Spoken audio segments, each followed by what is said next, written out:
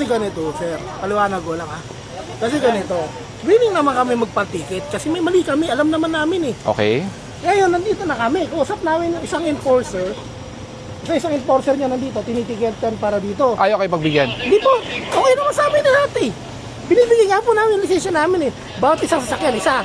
So binibigyan namin yung mga lisensya namin. Okay, alam ko na. Bakit tinupa rin kayo kahit nandyan na kayo? Hindi nga po yun eh. Ano po? Binibigyan na po namin. Tapos nakiusap po ako dun sa enforcer, sabi ko, Sir, pasensya na kayo. Ito po yung mga lisensya namin, tikitan nyo na lang kami. Tapos sabi ko, wag nyo na lang po kami kasi yung mother ko, cancer patient. Huwag anuhin po. Parang wag nang magtaas ang boses kasi para kumalma lang. Okay. Kasi okay na. So maya-maya, dinikitan pa rin ng tow yung sasakyan. Tapos nakikipagtalo yung enforcer sa nanay ko. Sabi Okay. ko, teka lang, inaano ko na nga eh, inaabot ko na nga eh. First and foremost, ang illegal parking unattended, we are only giving you a considerating amount of time. Actually, hindi nga eh. Okay. Extended na nga yun eh. Dapat po yan, 3 minutes lang yan. We extended up to 5 minutes. So, based on video, Less than 3 minutes, andito na po kami. do you have a video that will state na less than 3 minutes? Hindi po. Kasi kami po, sa tow truck, may video po kami. Opo, sige. Andito na nga po kami, binigyan na namin yung mga lisensya namin. The fact na dumating ang enforcer unattended at wala pong nagbigay agad ng lisensya, lumagpas sa 5 minutes, ibig sabihin po nun, towed po talaga yon. Yun po ang guidelines po natin. Pero ano na nga po, nakiusap na nga po kami, binigay na nga po Ang pakiusap nga po, it's based on kung pagbibigyan kayo or not. But if you're going to base it on protocol, pag lumagpas sa 5 minutes, towed po talaga yan. May video naman yung tow truck eh. Sige po. Pwede naman po matagal ba nung dumating sila? Kasi ito yung tayo na. Nasa loob. Pinagbigyan naman yan, sir eh. 8 minutes yan. Oh, 8 minutes to. Ang haba ng video mo. Baka tinitikita na po kami. Hindi po, ayan po, kung 8 minutes mula bungad, hindi naman makukunan yung rebo na gold. Pero sir, tinikita na natin, attended lang. Kasi pinagbigyan na lang. Oo. So pinagbigyan na pala kayo eh. So ano pong concern? Ang nga po namin, bakit ganun yung mga towing nyo? Nakiusap na nga kami. Hindi naman kayo dapat sa towing makiusap eh. Yun nga po eh, siya nga po yung nagpupumilit eh. Kasi nga po, may guidelines tayong sinusunod. Dito na nga kami, ito na nga po yung Bakit nyo pinagbigyan 8 minutes? Sana tinaw nyo. Kasi ganito sir, hinihingi namin yung lisensya. Ngayon, Hindi po, ayan po yung picture oh, video. inaantay namin yung Pinasok lisensya. nga kami, kumuha kami ng mga lisensya po. Hindi naman po kami pwedeng maghintay, basta tumatakbo ang oras. Pero hindi pa naman. Sino po yung nagpapakilala ng taga-gobyerno dyan sa inyo? Saan po kayo? Sa kayo. At until now, po kayo? So ano pong ano natin, bakit kailangan natin ibanggit pa ang opisina?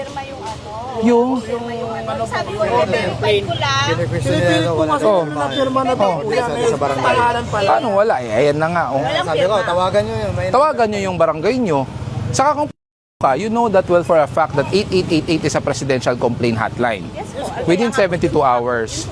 Kaya nga po, Opo. tatanong ko doon kung saan yung ano eh. Yung alin po? Yung ayun, yung firma ko. Galing po kami sa barangay, may litrato po, nag-coordinate po kami sa barangay nyo. Ganito lang po sana yung mission order. Sure, andyan. Ito lang yung ano, tignan ko lang. Permission order nino gusto mo? Yung pagtotoo po.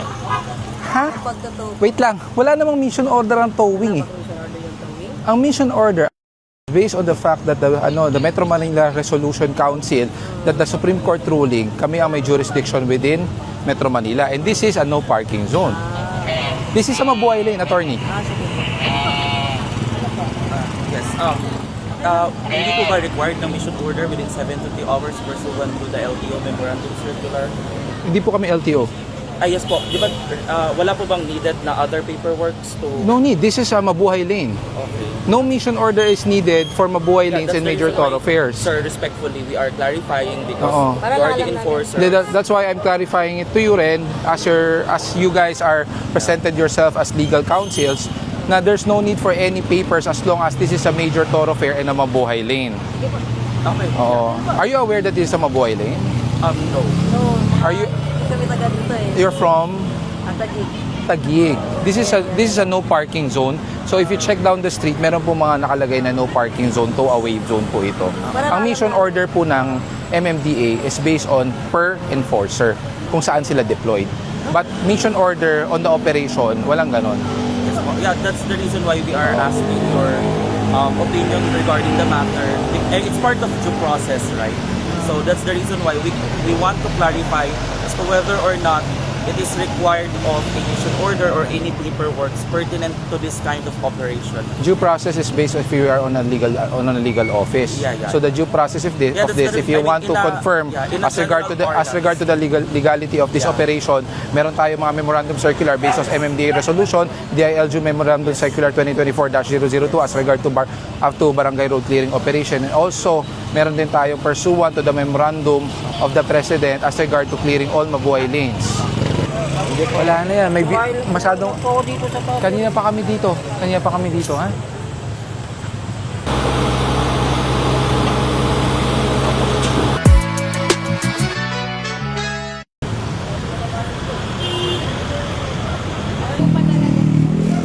Yung ang laki na ng signage, pero sa mismo harap ka pa niya pumarada.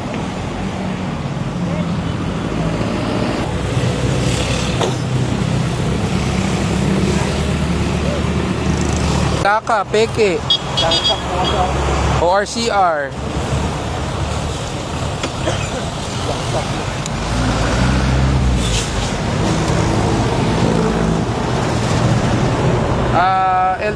LTO, pa-atras lang dito sa akin. May flag down ako. Peke yung plaka. Ano sir yung peking plaka, yung natras naman nila yun? Ha? Ano inatras? Hindi inatras. Walang inaatras na peke yung plaka. Once you say fake ang plate mo, fake po yung plate number mo. May issued plate number ko. Oo nga po. Nasaan yung original na plaka mo? Nandun pa po sa nasa pa. Ay, ba't di mo kinukuha? Sa San Andres po yun. Oh, bakit? Kahit sa San Andres, dapat kinuha mo yan. Sa iya po yung unang may-ari. Tapos yung kapatid ko po may-ari nito. Kaya nga, dapat kinuha mo na yung plaka mo. Matagal na may plaka to. Saka, tinan mo ginawa nyo, kinopya nyo para may QR code kunwari. So basically, ginagaya nyo yung original. So that's, replicating. Pagkuha ko po kasi ganyan na po yun. Kailan mo pa nakuha yan? April po, last Oh. year. May. April, ano na ngayon?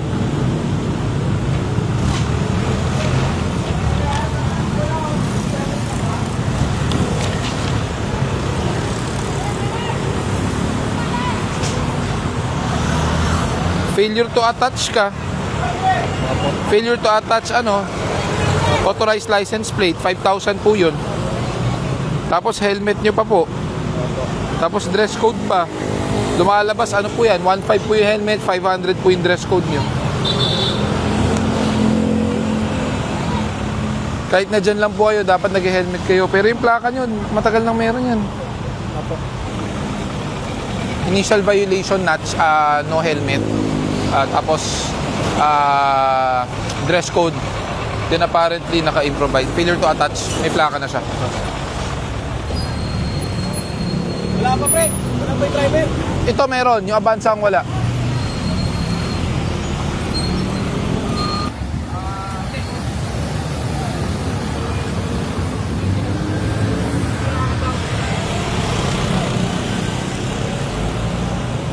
May lisensya ka? Naiwan mo kasi.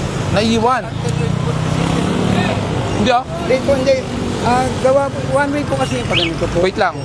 Sino nagsabi sa alternate route? National road po to, C5 po to. Matagal na po since January na meron pong e-trike ban. Hindi po lisensya nyo ang kailangan ko siya dahil siya nagmamaneho. Ako po nga nakipagpalit na ako kasi Oo po. promise po. Hindi po. At the time of apprehension, sino nagmamaneho? Yung totoo. Ako po sir. Yan. May lisensya ka o wala? Meron na sa bahay. Huwag niyo po sasabayan. Siya po kausap ko. May lisensya ka o wala? Bahay po. Sigurado? Opo, ticket na lang po. Wala. Hindi ka authorized. Ba't ticket ang lisensya mo? Nahuli ka na. Hindi, taxi po. Nahuli ka nga nung nagmamaneho ka ng taxi. So bakit di mo tinubos? Wala naman, lumabo na po mata ko kasi. Kailan pa yan? Matagal na po. So matagal ka nang walang valid driver's license. So bawal po kayo magmaneho nito ng e-trike. Kailangan nyo po ng lisensya. Unang-una po, nasa National Highway po kayo, C5 extension. Kaya nga tinan nyo, nandun kayo sa kaliwa, gitna po kayo. Pasensya na po. Kasi dito po kami nakatira dito.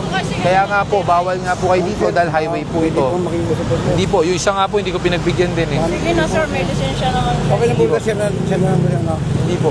Kung sino po ang nagmamaneho, Para naman natin binabaliktad ang batas. Di ba? Yung nagmamaneho, walang lisensya, tapos ang magpapatikit yung pasahero.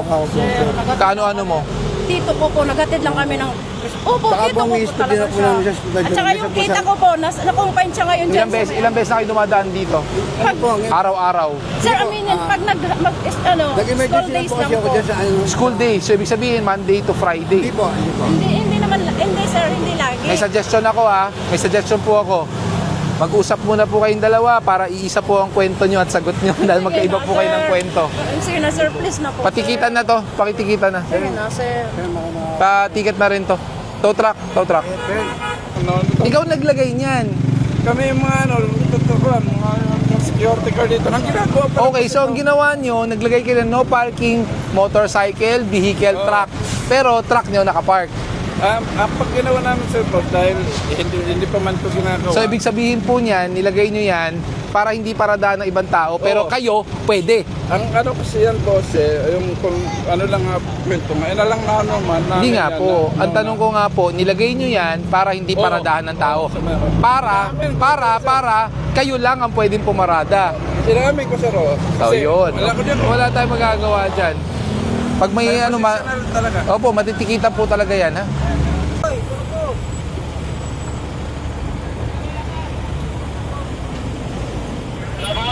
Lahat yan. Nasaan po lisensya nyo? Ay, yung isa pa po. Nandun na rin sir. Kasi, dami-dami yung customer. Ayaw nyo humanap na maayos na pwesto.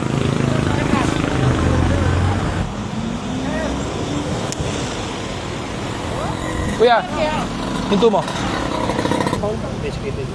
Technical din pa. Expired din.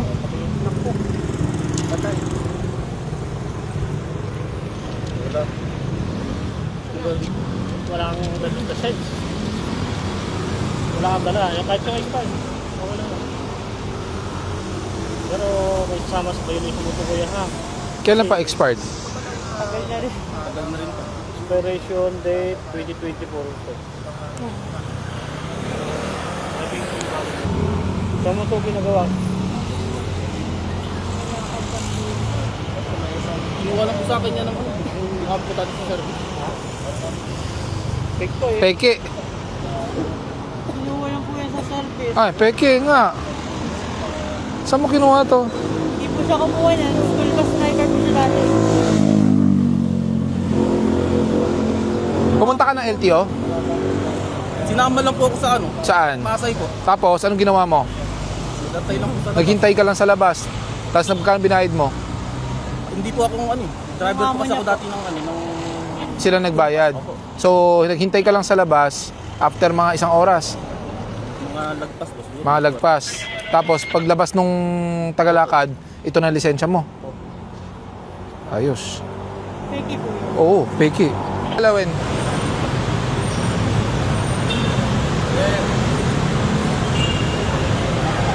Huwag nyo na pong gagalawin yan. Huwag nyo gagalawin. Kuya, bitawan mo yan. Bitawan mo. Bitawan nyo na yan. Sabi ko sa'yo, bitawan mo eh. Ha?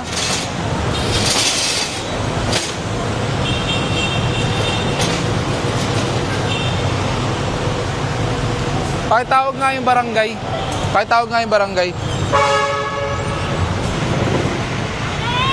Dapat talaga barangay ang makasuhan dito eh. Sabi po ni ate doon, pinayagan daw nyo na i-occupy ito. Kap, Bago pa sila mag-ano dyan. pang-apat na beses na po ito. Pag ito po ay nireport ko sa DILG, kayo po ang sasagot bilang barangay. May permit po to? May business permit po kayo? May po. Saan po? Wala po kami lagi ng anak ko.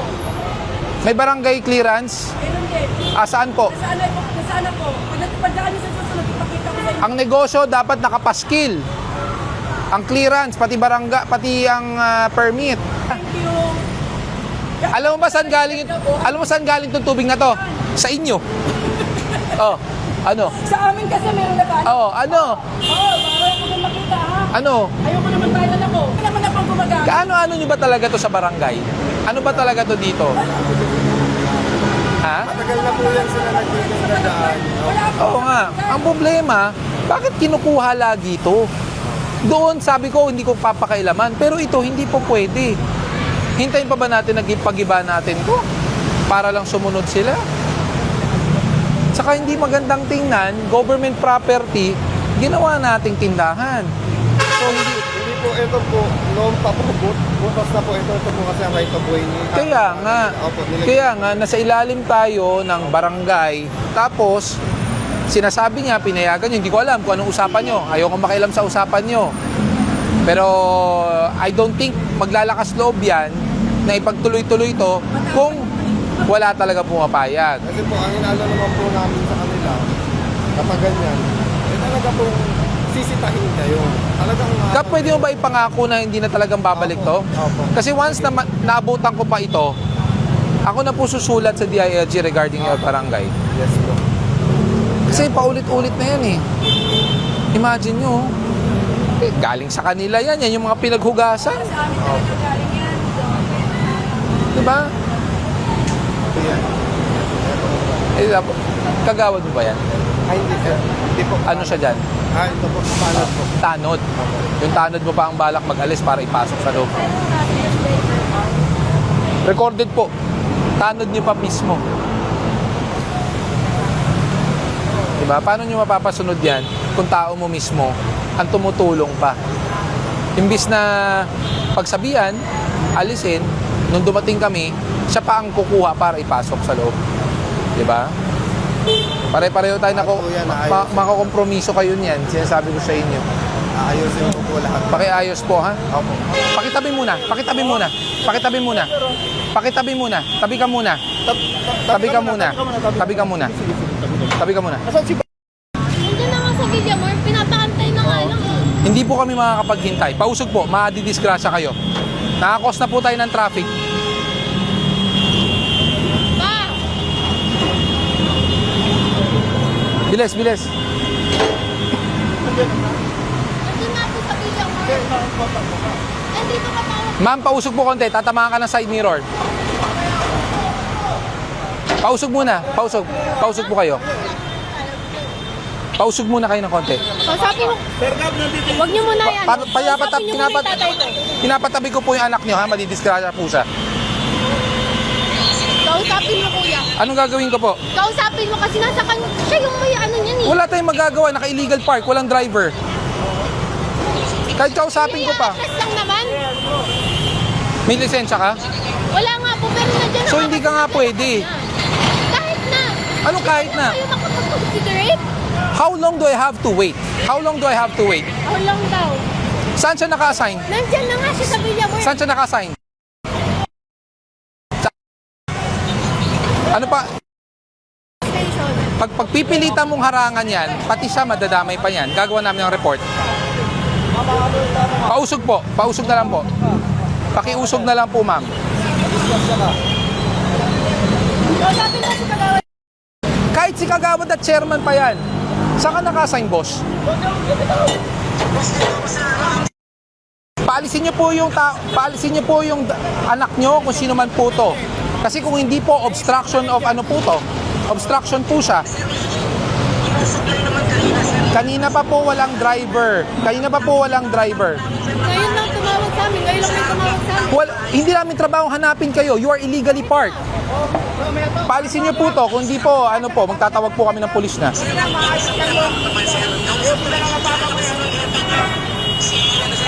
Nagkokos na po kayo ng traffic dito. Kayo na po nagkokos ng traffic dahil nakaharap po yung tow truck. Paalisin niyo po muna to. Paalisin niyo po ngayon sa harapan ng kotse. Coast Guard, pakiano yung ano, tao.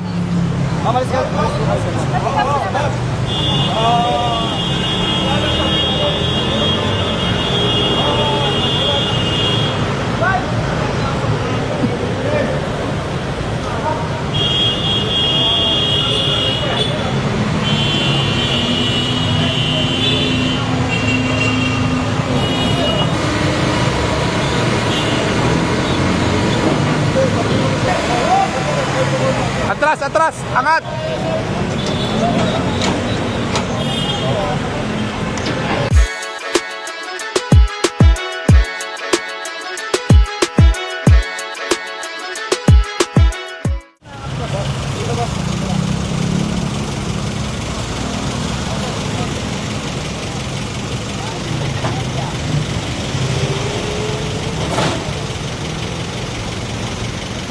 Kaya ko rito.